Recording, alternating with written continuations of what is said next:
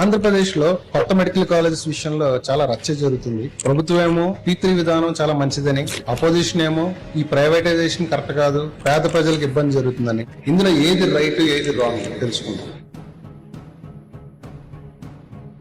Point number 1, గత ప్రభుత్వంలో 17కి గాను కేవలం అరాకొరగా 5 మెడికల్ కాలేజీని ప్రారంభించారు. అదే ప్రస్తుత ప్రభుత్వం ఒక సంవత్సరంలో పాత గవర్నమెంట్ బకాయిలు తీర్చి 9.2% అదనంగా మెడికల్ కాలేజీ పనులను పూర్తి చేసింది. పాయింట్ నెంబర్ 2, గత ప్రభుత్వం హయాంలో కట్టిన స్పీడ్ లో గనక ఈ 17 కాలేజీలు కడితే ఇంకో 20-25 సంవత్సరాలు పడుతుంది. అదే ఈ P3 విధానంలో వాళ్ళు సూచించినట్టయితే 2 to 2.5 years లో 17 కాలేజీలు రెడీ అయిపోతాయి. పాయింట్ నెంబర్ 3, గత గవర్నమెంట్ కట్టిన స్పీడ్ లో గనక ఈ 17 కాలేజీలు కడితే 20 నుంచి 25 సంవత్సరాలు మన పిల్లలకి MBBS PG సీట్లు అందుబాటులోకి రావు. కొత్త P3 విధానం అయితే కరెక్ట్ గా 3 సంవత్సరాల్లో రెడీగా ఉంటాయి.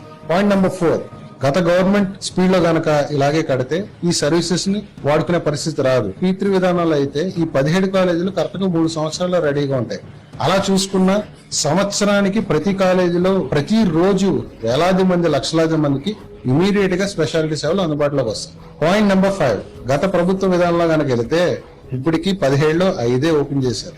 అందులో కేవలం 500 సీట్లే అందుబాటులోకి వచ్చినాయి. ఫ్రీ కోటా 42.5% ఉంది. అంటే 500కు గాను 213 ఫ్రీ కోటా సీట్లు ఉన్నాయి. అదే ప్రస్తుత ప్రభుత్వం P3 విధానం అయితే 3 సంవత్సరాల్లో ఇదంతా కంప్లీట్ అయిపోయి 1700 సీట్లు అందుబాటులోకి వచ్చి అదనంగా ఈ 42.5% 50% కి పెంచి ఫ్రీ కోటా సీట్లు మనకి 850 సీట్లు అందుబాటులో రానున్నాయి. పాయింట్ నెంబర్ 6, నాకు అర్థం కాని విషయం ఏంటంటే ప్రైవేటీకరణ, డబ్బులు వసూలు చేస్తున్నారు, పేదలకు ఇబ్బంది అంటున్నారు. గత గవర్నమెంట్ విధానంలో ఓపీ ఫ్రీ, ఇప్పుడు P3 విధానంలో కూడా ఓపీ ఫ్రీ. డబ్బుల టాపిక్ ఎక్కడ వచ్చింది?